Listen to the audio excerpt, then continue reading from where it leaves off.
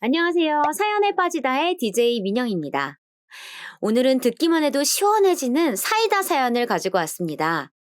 얄미운 동서들에게 제대로 복수해줬다는 며느리 사연 같이 시작해볼까요? 오늘도 끝까지 재밌게 들어주세요.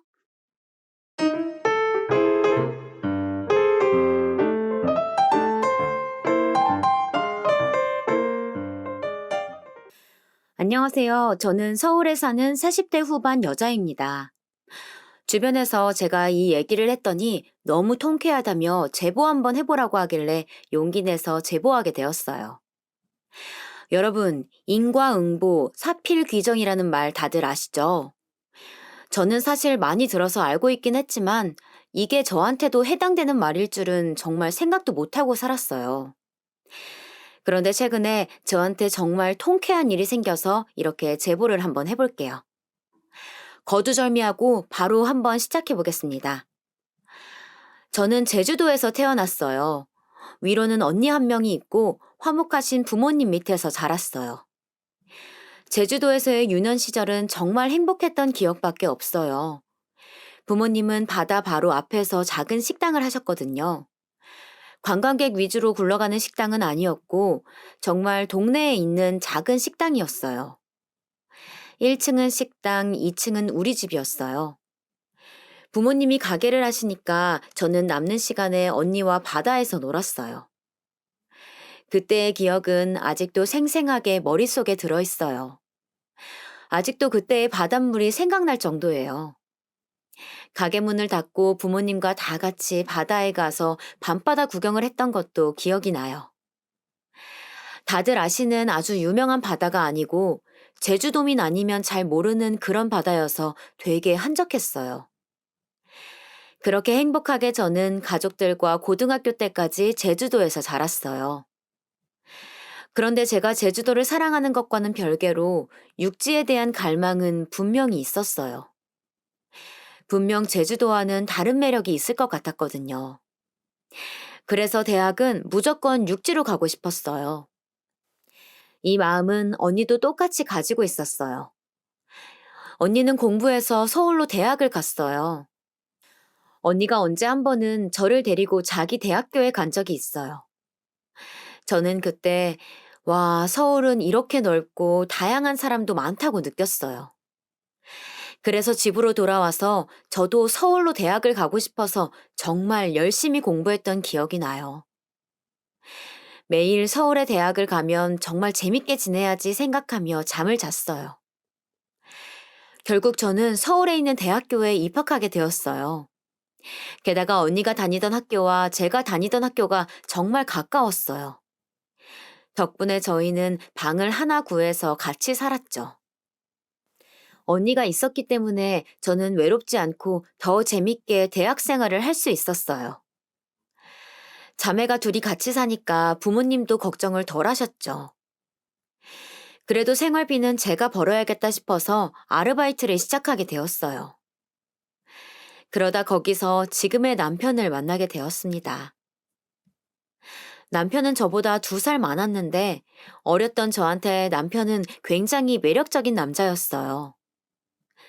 남편은 서울에서 자라서 한 번도 서울을 벗어나 본 적이 없는 사람이었어요. 저는 이 특징도 남편이 가진 매력 중 하나라고 생각했어요. 반대로 남편은 제가 제주도 출신이라 흥미로웠다고 하더라고요. 남편하고 긴 연애 끝에 저희는 결혼하게 되었어요. 양가에서도 크게 반대하시진 않으셨어요. 물론 결혼 허락을 받는 도중에 시어머니의 말 몇 마디가 저를 되게 거슬리게 했지만 그 당시엔 남편이 너무 좋아서 아무것도 눈에 들어오지가 않았었어요. 제주도 출신인데 이것도 알려나 모르겠다. 제주도 출신이라 이런 건 본 적 없지? 등등의 말씀을 하셨었는데 은근히 기분이 나쁘더라고요. 그런데 그 말을 할 때 시댁 식구들이 다 가만히 있어서 제가 괜히 유난인 것 같아 저도 그냥 넘기곤 했어요. 그리고 남편도 그때마다 "엄마 왜 그래?" 이렇게 대신 말려주기도 했었고요. 아무튼 그렇게 결혼하게 되었고 저희는 시부모님과 같이 살게 되었어요.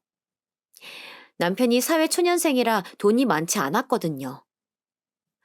저희 친정에서는 돈을 보태준다고 하셨지만 시부모님은 같이 살기를 원하셨어요. 제주도에서 와서 서울살이도 얼마 안 했으니 같이 살면서 내가 이것저것 알려줄게. 너도 이제 서울 사람 돼야지. 특히 시어머니가 완고하셨어요. 그리고 같이 몇 년만 살면 나중에 분가할 때 돈을 많이 보태주신다고 하셨어요. 저는 정말 순진하게 그 말을 믿었어요.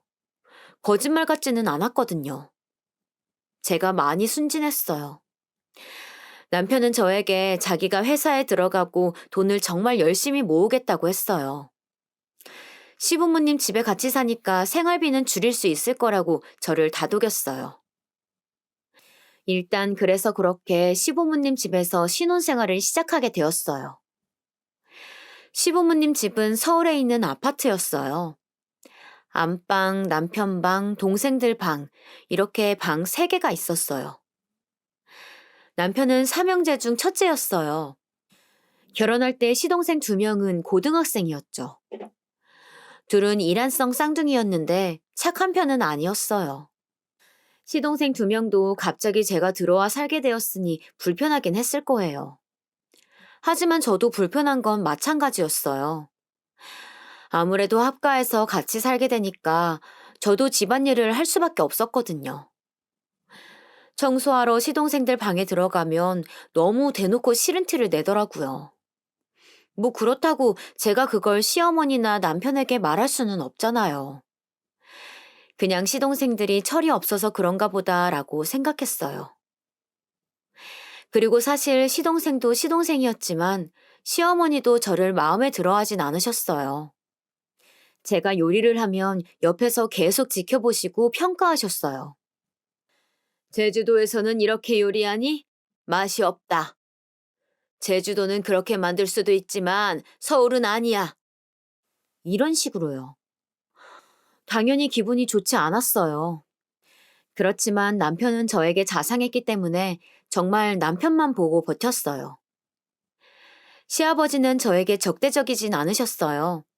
하지만 딱히 그렇다고 엄청 자상하지도 않으셨죠. 사실 바쁜 분이셔서 평소에 얼굴을 볼 기회가 적었어요. 저는 남편보다 시어머니와 지내는 시간이 더 길었어요. 제가 결혼을 한 건지 입양을 온 건지 헷갈리더라고요. 그래도 힘들면 잠깐 산책하러 나와서 언니한테 전화해 하소연을 하면서 나름 잘 버텼어요. 차마 제주도에 계신 부모님에게는 힘들다고 말을 못 하겠더라고요. 딸이 결혼해서 힘들게 산다고 하면 좋아하실 부모님이 어디 있겠어요. 그래서 그냥 연락 오면 잘 지낸다고 거짓말을 했어요. 그때는 그게 맞는 줄 알았거든요. 그렇게 신혼을 지내고 있는데 시동생 2명이 고등학교를 졸업하게 되었어요. 저는 당연히 대학에 갈 줄 알았는데 무슨 일인지 대학을 둘 다 안 가더라고요. 그리고 고등학교를 졸업하자마자 입대를 했어요. 둘이 쌍둥이 아니랄까봐 동반 입대를 하더라고요. 사실 저는 너무 좋았어요. 시동생 2명이 군대에 가니까 상대적으로 제가 집에서 눈치 볼 사람이 줄어들었잖아요. 물론 시동생들이 저를 막 괴롭힌다거나 그런 건 아니에요. 하지만 서로 불편한 관계인 건 확실했어요. 아무래도 시동생들이 제일 예민할 때 제가 집에 들어왔으니 이해는 해요. 아무튼 그렇게 둘은 군대에 가고 저도 시댁에 점점 적응하기 시작했어요. 그렇게 시간이 지나 시동생들은 전역을 하게 되었어요. 전역하고 대학에 갈 줄 알았는데 역시나 안 가더라고요. 대신 둘은 가게를 하나 열었어요. 둘 다 공부머리가 없으니 돈이라도 벌라고 시어머니가 가게를 하나 열어주셨어요. 동네에 작은 치킨집이었어요. 둘이 그래도 이 지역에서 학교를 나왔고 성격들이 활발해서 아는 사람이 많아 장사는 생각보다 잘 되었어요. 사실 어쩔 수 없이 시어머니가 가게를 열어준 건데 생각보다 잘 되니까 저희 모두가 놀랐어요. 그래도 뭐 좋은 일이니까 축하해줬죠. 그렇게 시동생들은 차례대로 결혼도 했어요. 치킨집은 확장도 하고 2호점도 냈어요. 한번 잘 되기 시작하니까 계속 잘 되더라고요. 결혼하며 시동생 둘은 각자 따로 집을 얻어서 나갔어요. 그리고 남편도 모은 돈이 꽤 되어서 저희도 슬슬 독립을 알아보고 있었어요. 그런데 시어머니가 그러시는 거예요. 너희까지 나가면 나 외로워서 어떻게 사니? 엄마랑 같이 살자. 내가 집안일 다 해주는데 너희는 오히려 좋은 거 아니니?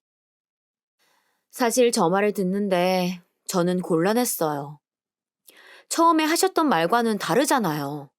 분명히 몇 년만 지나면 분가를 할 때 돈을 보태주신다고 하셔서 합가를 시작한 거였거든요. 제가 곤란해하자 남편도 중간에서 힘들어했어요. 저는 정말 시어머니랑 같이 살기가 싫었거든요. 하지만 제가 나가고 싶어 하니까 시댁에서는 저에게 눈치를 주더라고요. 형수님, 어차피 엄마가 밥, 빨래, 청소 다 해주시잖아요. 편하게 있어요, 편하게. 아, 그래요. 우리도 이제 결혼해서 나가 사는데 문제될 거 없잖아요. 시동생들이 나서서 말리더라고요. 남편은 제 마음을 아니까 시어머니에게 나간다고 말했더니, 아니, 글쎄, 시어머니가 들어 누웠어요.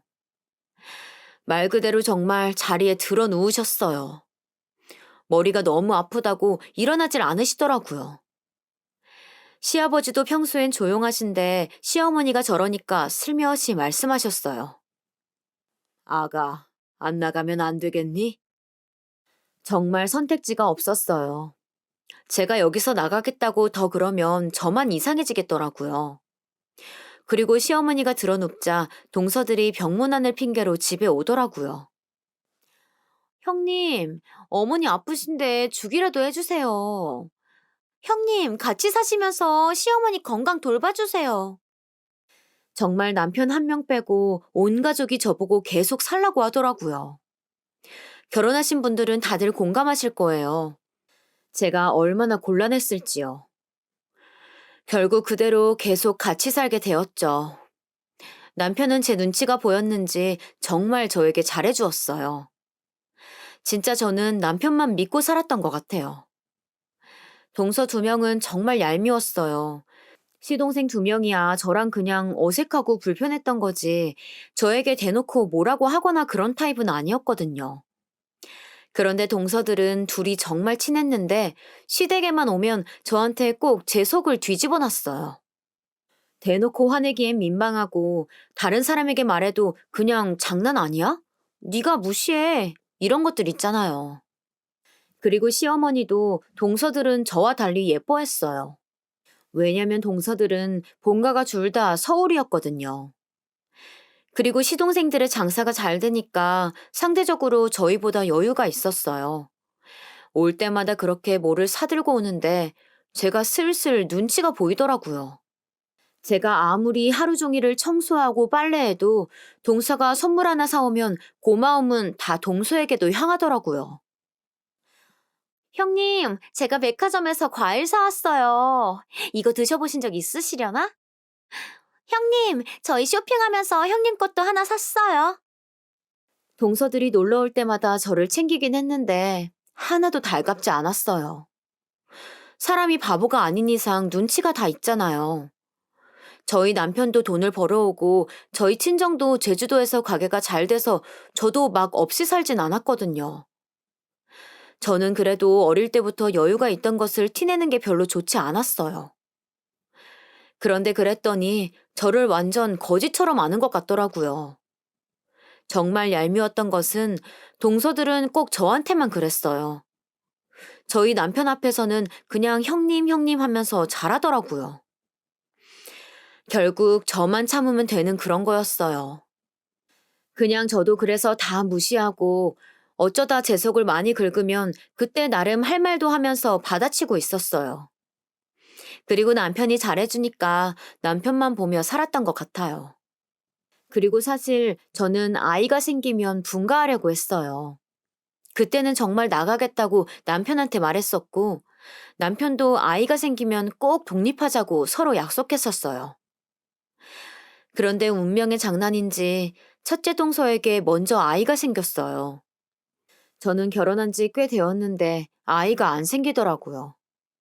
병원에서는 제 몸에 큰 문제가 있거나 그런 것은 아니니까 기다려보자고 했는데 정말 속상했어요. 그렇게 첫째 동서는 아들을 낳았어요. 정말 시어머니는 너무 좋아하더라고요. 아기 보러 간다고 동서네 집에 자주 가니까 뭐 그거 하나는 저에게 좋았어요. 그리고 저도 남편과 아이를 가지려고 노력을 했는데 정말 하늘도 저한테 이러시면 안 돼요. 둘째 동서가 저보다 먼저 임신을 했어요. 남편은 제가 너무 아이를 가지는 것에 스트레스를 많이 받아서 안 생기는 것 같다고 마음을 편하게 먹으라고 하더라고요. 그런데 저는 도저히 그게 안 되었어요. 제가 결혼도 제일 먼저 했는데 아이는 동서들이 먼저 생기다뇨. 둘째 동서 아이도 아들이었어요. 시어머니는 동서들을 묶어서 복덩이들이라고 불렀어요. 자기 집안의 대를 잇는 복덩이들이래요. 그렇게 동서들이 차례로 아이를 낳으니까 자연스럽게 안 그래도 둘이 더 친한데 훨씬 더 친해졌어요. 저는 자매인 줄 알았다니까요. 물론 본인들의 남편들이 쌍둥이니까 더 친하겠지만요. 그걸 제 앞에서 친분을 과시하는데 정말 어이가 없더라고요. 안 그래도 아이가 생기지 않아서 힘들었는데 둘이 시댁에 아이를 데리고 놀러 오면 정말 지옥이었어요. 자기들은 아이들을 봐야 하니 자연스럽게 저에게 다 부탁하더라고요. 형님, 이것 좀 씻어주세요.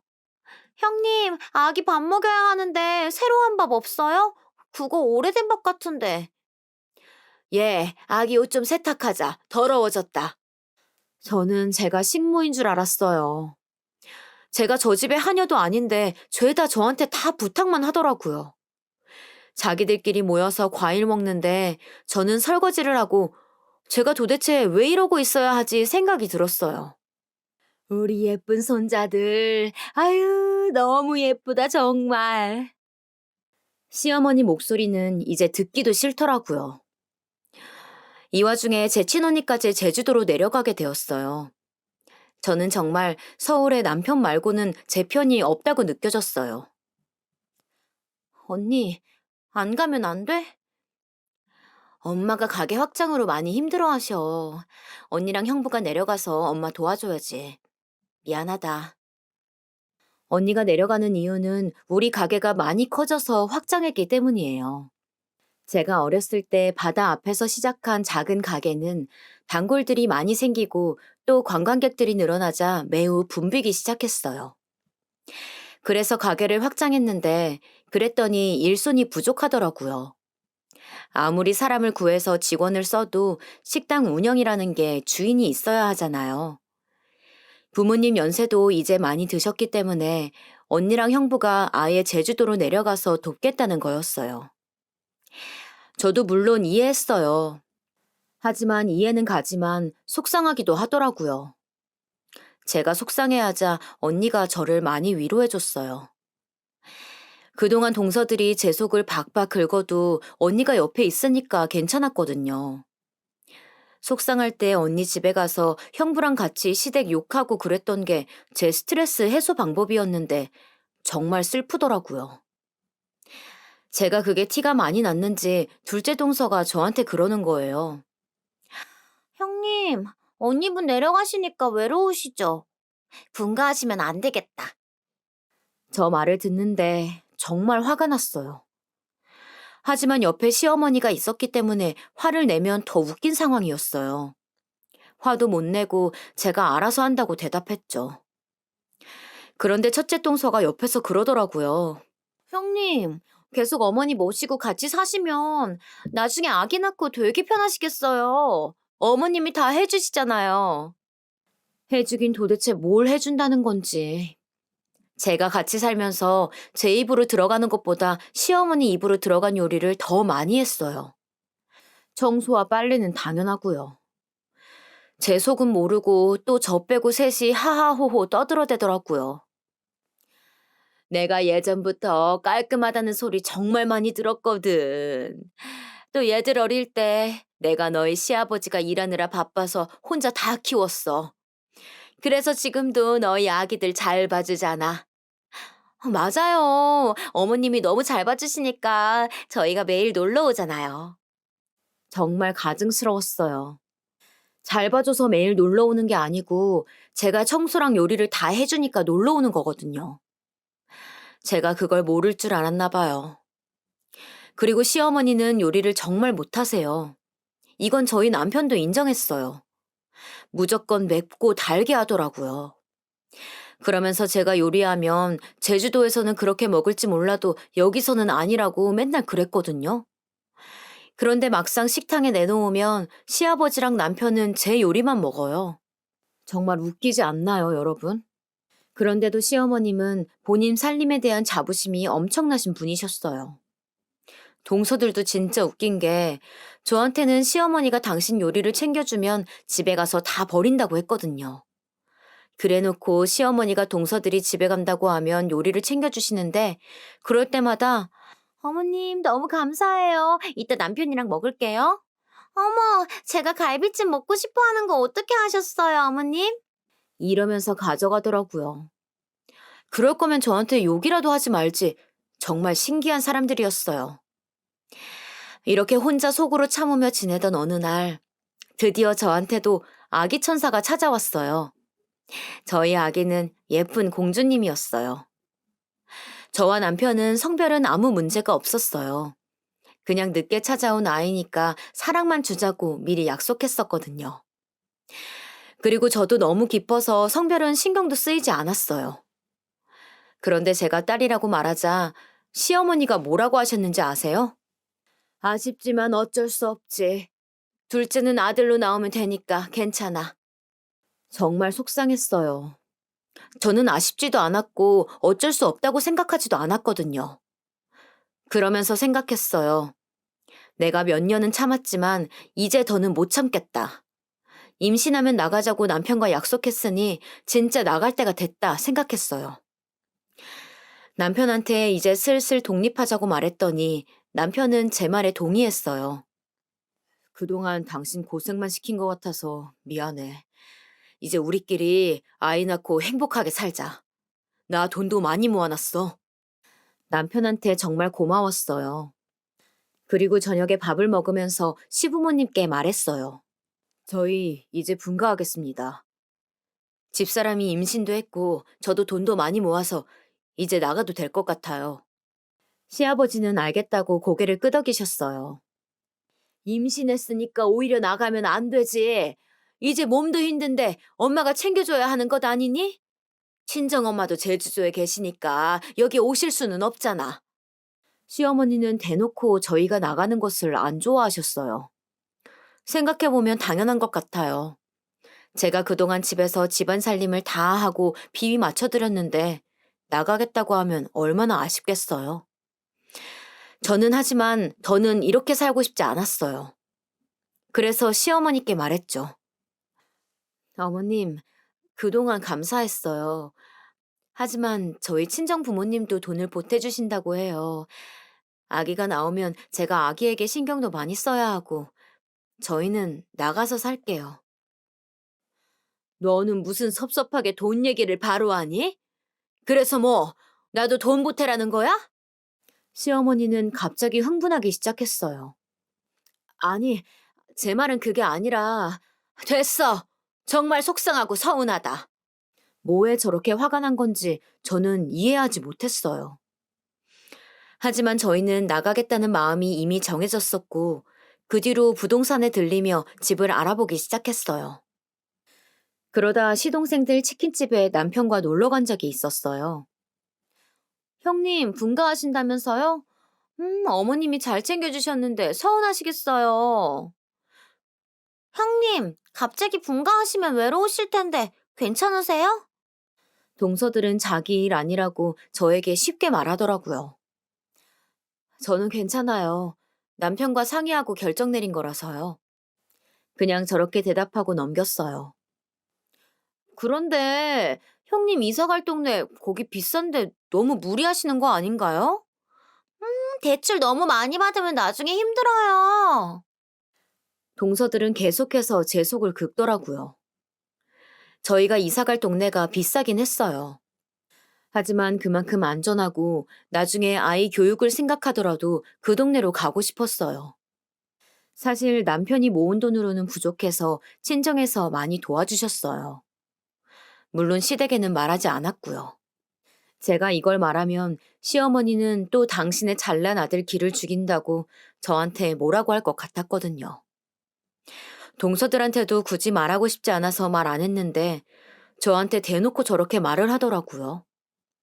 시동생들 장사가 잘 된 것은 축하할 일이지만 그러면 저희에게도 좀 베풀며 살던가요. 어디 놀러 가도 계산은 저희 남편이 다 했어요. 그냥 회사원과 큰 가게를 운영하는 자영업자가 같이 만나도 매번 저희가 계산했거든요. 그렇게 돈 자랑을 매번 하면서 막상 쓰지도 않으니 그 모습이 너무 얄미웠어요. 남편이 듣다가 기분 나빠했는데 그걸 눈치챘는지 시동생들이 말리더라고요. 그런데도 옆에서 끝까지 내가 뭘 이러더라고요. 배에 아이도 있으니 그냥 내가 참자 생각하고 집으로 돌아왔던 기억이 나요. 그렇게 저희는 분가하게 되었고 출산도 무사히 잘하게 되었어요. 그런데 산후조리를 해야 하는데 시어머니가 우리 집에 오시겠다는 거예요. 제 친정엄마는 제주도에 계시니 본인이 와서 도와주시겠대요. 정말 며느리분들 이게 말이 된다고 생각하세요? 안 그래도 불편한데 더 불편한 시어머니가 와서 같이 지낸다뇨. 이미 제가 같이 살아봐서 아는데 정말 너무 싫었어요. 그래서 남편 통해서 싫다고 거절 의사를 내비쳤더니 또 화를 내시는 거예요. 본인이 뭘 그렇게 불편하게 하냐고 오히려 저보고 은혜를 모른다고 동서들에게 욕했다고 하더라고요. 그 욕을 저에게 전해주는 동서들도 이해가 가지 않았어요. 그리고 제가 그렇게 분명히 거절 의사를 밝혔는데도 우리 집에 들어오셨어요. 들어와서 이건 왜 여기다 두니 저건 저렇게 하면 안 된다 등등 온갖 참견을 다 하시더라고요. 출산하고 안 그래도 예민한 상태에 몸도 힘든데 옆에서 계속 잔소리를 하니까 정말 서럽더라고요. 또 저희 아기가 울음소리가 큰 편이었는데 거기다 대고 여자애가 그렇게 목소리가 크면 어떡해? 이러더라고요. 저는 정말 시어머니와 같이 있는 내내 너무 불편했어요. 남편이 퇴근하고 돌아오면 집에 가셨는데 저는 그래서 남편 퇴근만 바라보고 살았던 것 같아요. 최대한 시어머니가 집에 오면 아기에게 집중하려고 노력했어요. 그런데 자꾸 아기한테 뭐라고 하더라고요. 동서들도 집에 놀러 온다고 아이들을 데리고 우리 집에 왔어요. 그런데 이미 동서들 아이들은 신생아가 아니잖아요. 자꾸 딸아이 얼굴을 손으로 꼬집고 아기니까 힘 조절이 안 되어서 제 딸한테는 위협이 되더라고요. 그래서 저는 동서들이 오는 게 달갑지 않았어요. 안 그래도 불편한데 아기들을 데리고 오면 정말 제 딸한테 무슨 짓을 할지 몰라 계속 신경이 곤두서 있었어요. 어느 날 동서 두 명이 다 우리 집에 왔었어요. 배고프다길래 집에 있던 빵을 식탁에서 나눠주고 있었어요. 그런데 갑자기 제 딸 우는 소리가 들려서 급하게 방에 가봤는데 첫째 동서 아들이 제 딸을 또 꼬집는 거예요. 정말 신생아 키워보신 분들 다 아시겠지만 아기들 살은 연해서 살짝만 닿아도 크게 티가 나요. 저도 모르게 속상해서 첫째 조카에게 뭐라고 했어요. 아기잖아. 꼬집으면 어떡해. 너도 꼬집으면 아프잖아. 말도 못하는 아기는 얼마나 아프겠어. 최대한 좋게 타일렀는데 첫째 조카가 울기 시작하더라고요. 그걸 본 첫째 동서가 저한테 화를 냈어요. 아니 형님, 정말 너무하시네요. 애들 키우다 보면 이런 일 많아요. 동서랑 저랑은 이런 일 있어도 웃으면서 넘겼어요. 가족이잖아요. 정말 매정하시네요. 형님 딸만 중요해요? 이러는 거예요. 그런데 첫째 조카와 둘째 조카는 나이 차이가 한 살밖에 안 났고 저희 딸은 네다섯 살 차이가 났어요. 당연히 체급 차이가 크잖아요. 아기 때는 더욱 몇 개월 차이로도 크게 나타나고요. 당연히 저도 비슷한 개월 수가 그런 거면 넘어갔죠. 그런데 이 경우는 다르잖아요. 명백히 큰아이가 작은 신생아를 꼬집은 거잖아요. 둘째 동서도 어느새 옆으로 와서 거들더라고요. 형님, 우리 애들도 아직 애기예요. 너무 뭐라고 하시면 서운해요. 다 이러면서 크는 거 아니에요? 저희가 육아에 있어서는 선배잖아요. 정말 기가 막혔어요. 꼬집힘을 당한 건 우리 아이인데 오히려 저한테 뭐라고 하더라고요. 그래도 제가 쪽수가 딸리니 어쩔 수 있겠어요. 그냥 알겠다고 하고 그날은 넘어갔어요.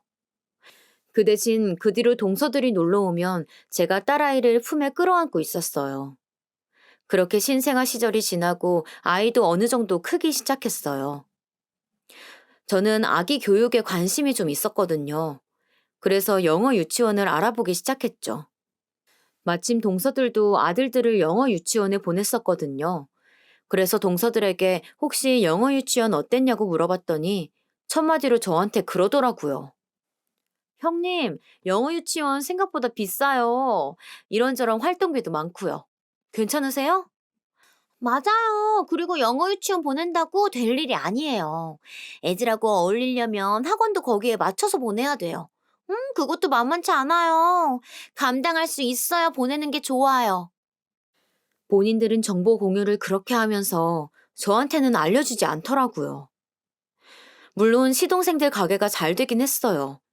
하지만 저희 남편도 돈을 못 버는 편은 아니었죠. 대기업에 다녔는데 자리를 잡고 나니까 부족하게 벌지는 않았어요. 그리고 무엇보다 친정집에서 저희 딸을 굉장히 예뻐하셨어요. 언니 아이는 아들이었거든요. 그래서 딸이라고 하니까 정말 좋아하셨죠. 언니도 조카라고 제주도에서 올라와서 딸한테 용돈도 주고 선물도 주고 그랬어요. 엄마는 저희 딸을 너무 예뻐하셔서 딸 앞으로 용돈하라며 통장도 주셨어요. 이런 사정이 있어서 저희 지갑 사정으로 감당이 되니까 물어본 건데 기분이 많이 상하더라고요. 물론 자기들은 이런 상황을 모르니 제가 여유가 없다고 생각할 수 있지만 그래도 그걸 입 밖으로 내뱉는 건 좀 아니지 않나요? 이 밖에도 이런 일들은 많았어요. 다 같이 모이는 자리에 제가 백화점에서 산 옷을 딸에게 입히면 상표를 뒤집어 보더라고요. 형님, 이거 비싼 건데 선물 받으신 거예요? 큰맘 먹고 사셨나 보다. 본인들은 백화점에 가서 쇼핑하는 게 일상이면서 제가 그렇게 하면 보기가 싫었나 봐요. 그렇다고 제가 자기들처럼 몇백만 원이 넘는 가방을 몇 개나 사거나 사치를 과도하게 한 것도 절대 아니거든요. 본인들은 아이한테 그렇게 한 달에 학원을 몇 개를 보내면서 제가 딸아이 학원을 어디 보낸다고 하면 놀라서 감당되냐고 하더라고요. 그리고 만나면 어찌나 자랑을 하는지 정말 듣기가 힘들었어요. 최대한 마주치고 싶지 않아서 안 마주치려고 노력해도 시부모님 생신 때나 명절 때는 봐야 했잖아요. 만나면 자기들 돈 많다고 일단 자랑부터 하고 시작하더라고요. 그러면 뭐 베풀기라도 하던가 그런 건 전혀 없었어요. 오히려 만날 때마다 계산은 늘 저희 남편이 했죠. 그래도 거기에 하나하나 대응하는 것도 웃겼어요. 그래서 동서들이 저한테 그래도 그냥 무시했던 것 같아요. 그래봤자 제가 뭐 빚을 내서 사치를 부리는 것도 아니었으니까요. 친정집에서 충분히 지원을 해주셨기 때문에 저는 당당했어요. 그렇게 혼자 무시하며 지내고 있었는데 어느 날 남편이 저한테 그러더라고요. 시댁 식구들 다 같이 제주도 여행을 가자고 그러더라고요. 사실 정말 가기 싫었어요. 제가 굳이 제주도로 가야 하냐니까 해외는 시부모님이 무서워서 싫다고 그랬다고 하더라고요. 뭐 간 김에 부모님 얼굴이나 보고 와야지 싶어서 알겠다고 했어요. 그동안은 남편 일이 바빠서 제대로 여행 가기도 힘들었었거든요. 그렇게 시댁 식구들 다 같이 제주도에 가자고 결정하고 여행 얘기를 나눌 겸 다 같이 식사를 했는데 거기서 저한테 시어머니가 말했어요. 네가 제주도 출신이니까 여행 계획 좀 세워보렴. 맞아요. 형님 제주도 출신이잖아요. 아, 그런데 너무 열악하면 우리 애들 적응 안 될 텐데. 이번 기회에 그런 환경 접해보고 좋죠. 정말 여행 가기 전부터 저러더라고요. 제가 표정이 안 좋아지니까 남편이 말렸어요. 정말 가기 직전까지 가기 싫었던 것 같아요. 그래도 딸도 제주도에 간다고 신나하고 저도 오랜만에 고향에 방문하는 거라 제주도를 가는 것 자체는 기분이 좋더라고요. 일부러 저희 친정 가게는 들리지 않게 계획을 세웠어요. 친정 부모님은 시댁 식구들과 제주도에 방문한다고 하니까 한번 들르라고 하더라고요. 그런데 저는 가기 싫었어요. 왠지 가면 분명 평가할 텐데 그걸 들을 자신이 없더라고요. 저한테 그러는 것은 그냥 저만 참으면 되지만 친정 가게를 뭐라 하면 그땐 정말 제가 참기가 힘들 것 같았어요. 남편한테 따로 말하니까 그러라고 하더라고요. 또 거기까지 가서도 제 속을 긁으면 저는 정말 못 견딜 것 같더라고요. 그래서 일부러 친정집과 반대쪽으로 여행 계획도 세웠어요. 체험도 승마 체험이나 귤 따기 이런 것들로 채웠고요. 그래서 제주도에 도착해서 기분 좋게 여행을 시작하려는데 처음부터 약간씩 안 맞기 시작했어요. 제주도에도 이런 게 있네요. 아, 근데 정말 서울과 다르긴 하다. 제가 제주도 출신인 것을 뻔히 알면서 저런 말을 하더라고요. 그냥 그래도 최대한 좋게 생각해야지 생각하며 숙소로 이동했어요. 가족끼리 잘 수 있는 펜션이었어요. 그래도 바다를 보니까 기분이 좋더라고요. 동서들과 시어머니는 무시하고 남편이랑 딸아이랑 즐겁게 놀았어요. 바다에서 노니까 예전 제 어린 시절이 생각나더라고요. 딱 제가 딸아이 나이일 때 부모님과 언니랑 가족끼리 바다에서 놀았던 기억이 저에겐 정말 소중하거든요. 제 딸한테도 제주도에서의 기억이 좋게 남았으면 좋겠다고 생각했어요. 그래서 시어머니와 동서들이 아무리 불만을 말해도 그냥 한 귀로 듣고 흘렸어요. 그리고 고향에 오니까 기분이 좋더라고요. 언니한테도 그날 밤에 전화로 말했어요. 지금 제주도에 도착했는데 우리 어릴 때가 생각난다고 했더니 언니도 정말 좋아하더라고요. 언니가 제주도에 내려가서 얼굴을 잘 못 봐서 슬펐는데 정말 행복했어요. 그렇게 최대한 안 마주치려고 노력하며 다음 날이 되었어요. 둘째 날은 승마 체험을 하기로 되어 있었어요. 제주도는 말이 많아서 승마 체험도 활발했거든요. 딸이 평소에 승마를 하고 싶어 해서 이번 기회에 한번 시도해 보려고 했어요. 그렇게 시부모님과 시동생들 부부와 우리 가족까지 다 승마 체험에 가게 되었어요. 저는 제주도에서 자랐지만 말 타는 건 처음 해보는 일이었어요. 제가 평소에도 겁이 많은 편이라 처음에 약간 무섭더라고요. 두려움 없이 타야 한다고 하는데 저는 그게 힘들었어요. 결국 제가 말을 타다가 중간에 떨어졌어요. 물론 초보자 코스여서 크게 다치지는 않았어요. 심하게 아프지도 않았고요. 저는 제가 다치지 않은 게 정말 다행이라고 생각했어요. 남편은 저를 지켜보다가 놀라서 달려왔고요. 자기야, 나는 말은 타면 안 되나 봐. 겁이 많아서 그래. 그냥 딸하고 나만 탈게. 저기서 좀 쉬어. 그렇게 웃으면서 저는 대기실로 돌아왔어요. 그런데 제가 떨어져서 대기실로 돌아온 것을 본 동서들이 또 저에게 말을 거는 거예요. 형님, 제주도 출신인데 승마 한번 안 해보셨어요? 형님 곱게 잘하신 편은 아닌가 봐요. 수준이 좀 장난이에요. 제가 얼마나 만만하면 저런 말을 할까요? 심지어 전날은 제가 말에서 떨어진 날인데 저는 아무리 미워도 걱정을 먼저 할 것 같거든요. 시어머니가 말에서 떨어져도 저는 일단 예의상 괜찮냐고 물어볼 거예요. 그런데 동서들은 제가 승마를 안 해봤다는 사실에 꽂혀 있더라고요. 어릴 때 부모님이 승마까지 투자해줄 형편은 아니었나 봐요. 이 말을 듣는데 정말 저도 더는 못 참겠더라고요. 제가 저를 건드리는 것은 그냥 무시하면 되니까 그동안 참아왔어요. 하지만 우리 부모님까지 들먹이는 건 아니라고 생각해요. 그건 저를 애지중지 키워주신 부모님에게도 할 짓이 아니라고 생각했어요. 지금 뭐라고 했어요, 동서? 정말 둘 다 너무 무례하네요. 제가 처음으로 두 눈을 똑바로 바라보며 뭐라고 하자 당황하더라고요. 제가 평소처럼 그냥 웃으면서 넘기거나 모른 척 할 줄 알았나 봐요. 형님, 저희 장난인데 왜 그러세요? 말에서 떨어져서 그런가? 그만해요. 사람 무시하는 것도 적당히 해야지. 형님, 오늘따라 되게 예민하시네요. 저도 정말 화가 나서 뭐라고 더 말하고 싶었는데 그때 시부모님이 들어오셨어요. 시부모님 앞에서 싸워봤자 제 편을 들어줄 것 같지도 않고 분위기가 많이 이상해질 것 같아서 그냥 꾹 참았어요. 그래도 예전처럼 그냥 넘어갈 수는 없었어요. 그리고 우리 집 여유가 없다고 계속 무시하는 것도 앞으로 참기가 힘들겠더라고요. 무시하면 그만할 줄 알았더니 그럴수록 더 심해졌으니까요.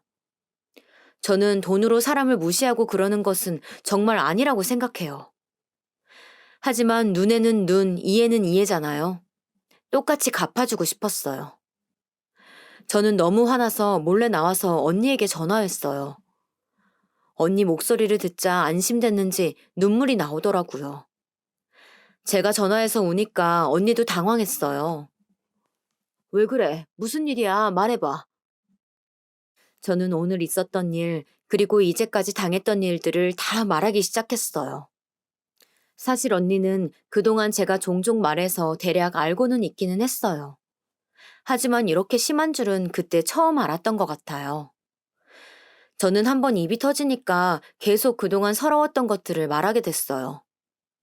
언니는 같은 여자니까 제가 어느 부분에서 속상했었던 건지 이해하더라고요. 그러면서 저한테 답답하다고 했어요. 우리 집이 돈이 없는 집이 아닌데 그걸 왜 다 듣고만 있었어? 그냥 거기에 하나하나 대꾸하는 것도 정말 웃기잖아. 네가 가만히 있으니까 동서들이 더 그런 거잖아. 오늘 우리 가게로 와서 저녁 먹어. 와서 네 땅 자랑 좀 해. 언니는 저보고 시댁 식구들을 데리고 집으로 오라고 했어요. 언니와의 전화가 끝나자 남편이 저를 데리러 밖으로 왔어요. 남편에게도 오늘은 더 못 참을 것 같아서 동서들에게 뭐라 했다고 말했죠. 남편은 저를 이해한다며 위로해 주었어요. 제가 시댁 식구들하고 저녁은 친정 가게로 가자고 했더니 흔쾌히 그러자고 하더라고요. 정말 남편만큼은 제 편이라고 다행이라고 생각했어요.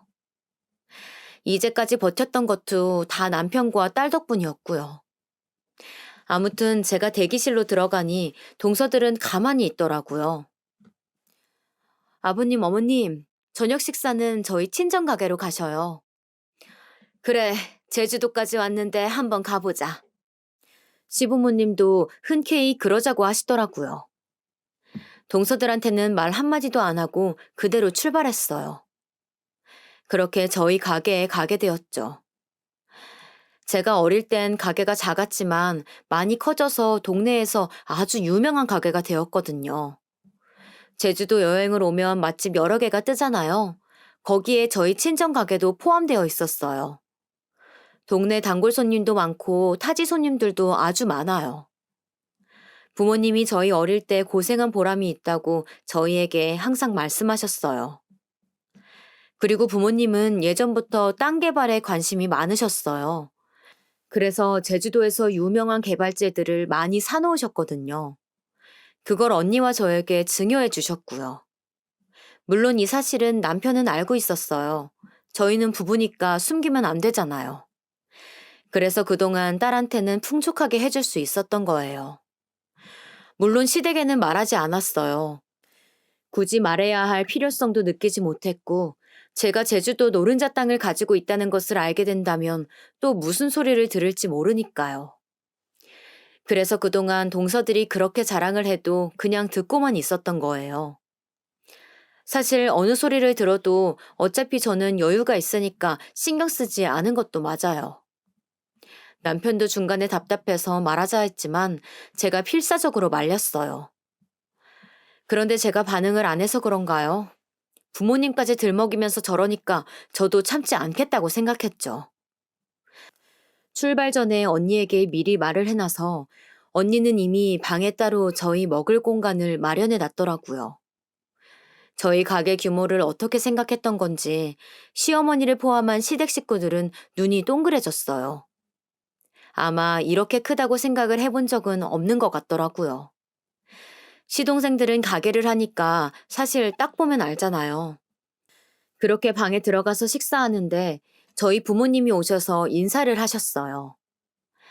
안녕하세요. 우리 딸이 이 시댁 식구들하고 여행을 왔다길래 냉큼 오시라고 했어요. 다들 많이 드시고 부족하시면 더 말하세요.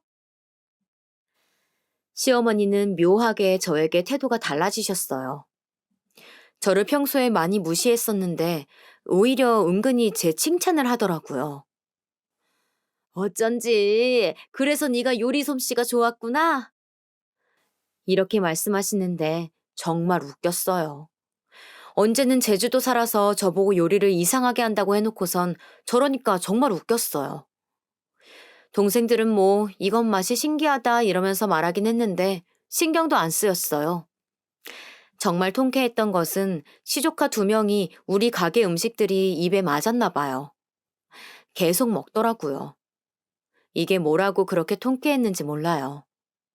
그렇게 밥을 먹고 나왔는데 가게 바로 앞이 바다예요. 그래서 시댁 식구들과 다 같이 산책을 했어요. 저는 밥 먹어서 배도 부르고 우리 부모님을 봐서 기분도 좋았어요. 그렇게 바다를 걷고 있는데 시동생들이 그러는 거예요. 저기에 우리 치킨집 분점 내고 싶다. 완전 노른자 땅이야. 그러게. 저기 차리면 정말 대박 나겠는데? 그러자 남편이 말했어요. 저 땅, 너희 형수님 땅이야. 여기부터 저기까지 다. 정말요? 아니, 진짜예요, 형수님? 네. 부모님이 증여해 주셨어요. 제가 맞다고 말하자 시동생들은 부자 형수님이라며 저를 추켜 세우기 시작했어요. 민망했지만 기분이 좋더라고요.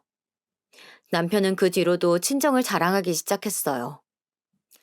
너희 형수님 정말 대단한 집안 딸이야. 형수님 부모님 가게도 얼마나 유명한데 몰랐지? 사실 아까 보고 깜짝 놀랐어. 거기 완전 유명한 곳이잖아. 이렇게 남자들이 말을 할 동안 동서들은 놀랐는지 가만히 있더라고요. 자기들끼리 뭐라고 속닥거리는데 궁금하지도 않았어요. 시어머니는 어땠냐고요?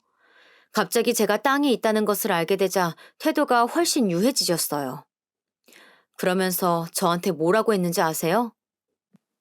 아니, 땅이 있으면 있다고 말을 해야지. 아니, 도대체 제가 왜 말을 해야 하나요? 제가 땅이 있다고 뭐 콩고물이라도 떨어질 줄 알았나 봐요. 정말 착각도 얼마나 다채롭게 하는지 기가 막혔어요. 저기에 시동생들 가게 내주면 되겠다. 제가 왜요? 정말 웃기더라고요. 사실 저 땅은 이미 뭐를 할지 남편과 얘기가 끝난 상태였어요. 딸이 대학에 가게 되면 서울집은 딸에게 주고 저희는 제주도로 내려올 예정이었어요. 제주도에서 게스트하우스를 짓고 저희끼리 행복하게 살 예정이었거든요. 어떤 식으로 건물을 지을지도 다 정해놓은 상태였어요. 진지하게 외관과 내부는 어떻게 할지 정했거든요. 그런데 무슨 시동생들 가게를 내줘요? 공간이 충분해도 그건 싫었어요. 제가 아무 말도 안 하고 있자 시어머니는 그렇지? 저기에 차리면 되겠지? 하면서 제 눈치를 보더라고요. 사실 너무 통쾌했어요. 시어머니가 제 눈치를 보다니 이건 정말 저한테 굉장히 놀라웠어요. 저 모습을 영상으로 찍어서 매일 보고 싶을 정도였다니까요. 저는 끝까지 그렇게 하겠다고 대답하지 않았어요. 정말 그럴 계획이 없었거든요. 동서들은 정말 거기 있는지도 모를 정도로 조용했어요. 그동안 저를 얼마나 무시했는데 진짜 통쾌하긴 하더라고요. 제가 무슨 말만 꺼내면 저한테 감당할 수 있겠냐, 거기 비싸다고 몇 번을 말했었거든요. 저를 그동안 존중했었다면 저도 시동생들 가게 분점 차리라고 했을 거예요. 그런데 이제껏 제가 명품 가방이나 그런 것에 관심이 없으니까 티를 안 냈잖아요. 겉모습만 보고 저를 판단한 사람들에게 이렇게 복수하니 정말 통쾌했어요. 저는 끝까지 그냥 미소만 지으며 대답하지 않았어요. 시동생들과 시어머니만 계속 저에게 말을 걸더라고요. 정말 가게를 열고 싶었나 봐요. 사람 일은 정말 어떻게 될지 모른다는 말이 떠올랐어요. 그리고 그렇게 숙소로 돌아와서 정말 행복하게 잠이 들었어요. 남편은 자기 전에 저에게 말했어요. 자기야, 나 일부러 자기 자랑 많이 했어. 그동안 나도 옆에서 자기 무시당하는 거 볼 때마다 마음 아팠어. 내가 대신 말하고 싶었는데 자기가 그런 거 싫어하니까 참았던 거야. 자기 정말 잘했어. 나 자기가 그렇게 말하는데 정말 통쾌하더라. 남편은 아니나 다를까 일부러 그랬다고 하더라고요.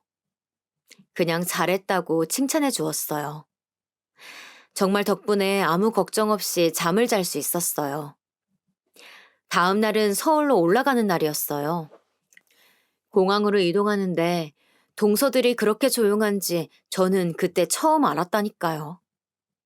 동서들은 아무 말 없이 시동생들만 부자영수님 그동안 어떻게 말을 안 할 수가 있냐 그러더라고요.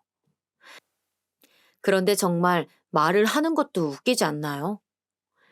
애초에 사람을 겉모습만 보고 판단하는 게 더 이상하다고 저는 생각해요. 그렇게 서울로 돌아왔는데 그동안 시어머님과 동서들이 저를 틈만 나면 찾아왔잖아요. 그런데 제주도에서 돌아왔더니 도통 소식이 없더라고요. 그러다 시어머니가 집에 놀러 오라고 하더라고요.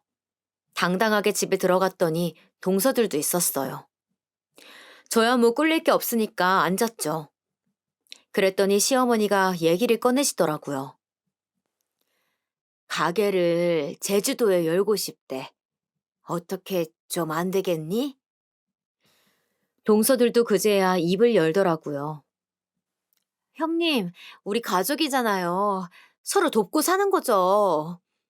한 번만 도와주세요. 이러려고 부를 줄이야 예상은 이미 했지만 웃기더라고요. 그동안 그렇게 저 무시할 때는 언제고 이제 저러는 게 저는 코웃음이 나왔어요. 이미 그 땅은 남편하고 뭐 할지 정해놨어요. 아직 확정된 거 아니잖니. 그래도 가게를 여는 건 곤란할 것 같아요. 그럼 형님이 거기에 계획하신 거 시작하면 그때 저희가 가게 바로 뺄게요. 정말 끈질기더라고요. 그동안은 조용히 있다가 본론이 나오니 둘이 아주 그냥 서로 말하려고 난리더라고요. 지긋지긋했어요. 그래서 강하게 말했어요. 아니, 다들 왜 이러세요? 그동안 저 무시하느라 바쁘셨잖아요. 이제껏 저 무시하시다가 이제는 그렇게 당당하게 돈 달라고 하시면 너무 곤란해요. 아니, 제가 언제 무시했어요, 형님. 형님 말 너무 섭섭하게 하시네. 이제까지 제가 들었단 말 그대로 해드려요? 동서들은 또 입을 다물었어요. 자기들도 저한테 막대했던 것에 대한 기억이 남아있겠죠. 시어머니는 계속해서 사람 좋은 척을 하더라고요. 네가 그동안 상처받았다면 정말 미안하다. 그래도 어떻게 안 되겠니? 계속 그러더라고요. 그래서 그냥 집을 나왔어요. 저는 정말 이미 계획이 있어서 안 된다는 것 확실하게 말할게요. 이런 일로 저 부르지 마세요. 정말 전날이 결혼하고 처음으로 제가 시댁 식구들에게 강하게 말한 날이에요. 그렇게 말하고 나오는데 어찌나 통쾌했는지 몰라요. 집으로 와서 남편에게 말했더니 남편은 시동생들에게 시달리고 왔더라고요. 여자들은 저한테, 시동생들은 남편에게 난리였어요. 제주도 땅이 누가 봐도 노른자 땅이긴 했거든요. 거기에 만약 가게를 차린다면 정말 대박이 날 거예요. 그건 제가 확실히 알 수 있어요. 그래서 더욱 가게를 열어주기 싫었어요. 그 뒤로 시댁에 가면 시어머니와 동서는 저에게 대놓고 서운하다고 하더라고요. 제가 절대 해주지 않을 것을 알았는지 서운하다, 속상하다 말이 많았어요. 하지만 신경 쓰이지 않았어요. 남편과 긴 얘기 끝에 우리는 우리의 삶을 살자고 다짐했거든요. 그래도 좋은 점은 이제 동서들은 저를 무시하지 못해요. 무시하면 본인들이 웃겨지니까 당연한 것 같아요. 이제 제가 딸아이 교육에 많은 돈을 투자해도 뭐라 못하더라고요. 덕분에 아주 속 편하게 지내고 있는 요즘이에요. 그리고 제주도에도 많이 내려가기 시작했어요. 시간 나면 딸과 남편과 셋이 내려가서 나중에 어떻게 집을 지을지 얘기하고 있어요. 정말 행복한 시간이에요. 딸하고 남편하고 같이 밤바다를 걷다 보면 예전에 제가 떠올라요. 딸한테도 제주도가 행복한 기억으로 자리 잡았으면 좋겠더라고요. 시댁에서는 잊을만 하면 연락이 와요. 제가 절대 들어주지 않겠다고 대놓고 말했잖아요. 그랬더니 남편에게 연락이 온대요. 시동생들도 언제 그렇게 형한테 잘했다고 요즘은 연락도 자주 한다고 하더라고요. 그러면서 남편과 말했어요. 사람들이 참 간사하다고요. 애초에 저희한테 잘해주었으면 저희가 안 된다고 했을까요? 사람을 겉모습만 보고 저렇게 대하지만 않았어도 저는 저희가 내려가기 전까지는 치킨집을 하라고 했을 거예요. 제가 이 얘기를 하자 친언니는 정말 통쾌하다며 한참을 웃더라고요. 친언니는 저와 성격이 달라서 제 성격을 많이 답답해 했거든요. 이번엔 너무 잘했다고 칭찬하더라고요. 언니가 저보고 통쾌하다고 한 것은 이번이 처음이에요. 저희 부모님에겐 차마 얘기하지 못했어요. 들으시면 분명히 속상하실 테니까요. 그래서 친언니와 주변에만 말을 해놨는데 주변에서 듣더니 흥미롭고 재밌다며 사연을 신청하라고 하더라고요. 그래서 제가 그렇게 소심하지만 용기 내어 제보한 거예요. 저와 남편의 좌우명은 한 번 사는 인생 착하게 살자는 거예요. 저희는 이제까지 그래왔듯 최대한 편견 없이 세상을 살아보려고요. 딸한테도 그렇게 가르치고 있어요. 사람을 겉모습으로 판단하지 말고 진심으로 대하라고 말하고 있죠. 저는 착하게 살면 그 복이 다 자신에게 돌아온다고 굳게 믿어요. 다 사람은 자기가 해왔던 그대로 살더라고요. 적어도 사람이 사람에게 상처 주며 살면 안 된다고 생각해요. 요즘 날씨가 추워지고 있어요. 확실히 여름은 지나갔더라고요. 다들 다가오는 겨울 감기 조심하시고 행복하게 한 해 마무리하시길 진심으로 바랄게요. 제 얘기 들어주셔서 정말 감사합니다.